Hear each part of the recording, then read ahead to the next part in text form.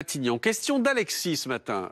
Un gouvernement est-il déjà tombé à cause d'une motion de censure? Est-ce que c'est déjà arrivé sous la Ve République? Eh bien, on va voir ça tout de suite avec vous, Fanny Wegscheider. Une fois, oui?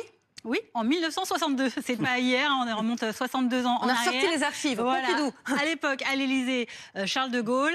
Pompidou qui était donc Premier ministre. Le contexte, on le rappelle, au sortir de la guerre en Algérie, eh bien, le pouvoir est fragilisé en France et de Gaulle décide de reprendre la main. Alors, fin septembre 1962, il décide qu'il va changer le mode d'élection du président. Désormais, le président sera élu directement par les Français par un scrutin universel direct. Cela ne plaît pas évidemment aux députés, aux sénateurs qui étaient les intermédiaires dans cette élection auparavant.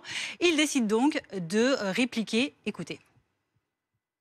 C'est la République qui répond non à votre projet.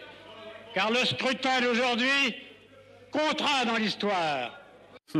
Motion de censure, donc voilà, annoncée le 4 octobre et elle est votée le lendemain, le 5 octobre. Résultat, donc le Premier ministre doit démissionner. Et alors, qu'est-ce qui va se passer? Comment on en sort? Alors, le suspense ne va pas durer longtemps. En effet, Georges Pompidou le raconte à peu près 3 semaines après cette dissolution au journal télévisé. Après le vote de la censure, je suis allé remettre ma démission au président de la République, qui en a pris acte.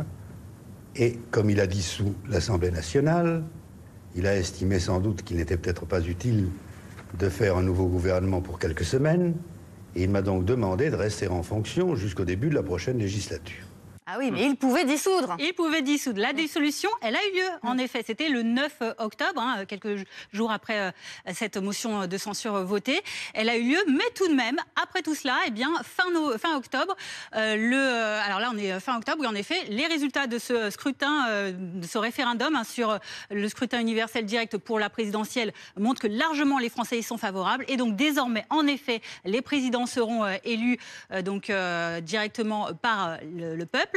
Et puis surtout, eh bien, le pouvoir de Gaulle se voit renforcé puisqu'il remporte les élections législatives un mois plus tard, des élections qu'il remporte à la majorité. Il voit même donc sa majorité complètement confortée et il renforce également la présence de son Premier ministre puisqu'il le renomme. Oui, il renomme Pompidou à ce moment-là. Ouais. À ce moment-là et qui forme un nouveau gouvernement. C'était pas exactement le même contexte. Mais voilà, c'est arrivé une fois et ça s'est bien fini. Merci beaucoup, Fanny.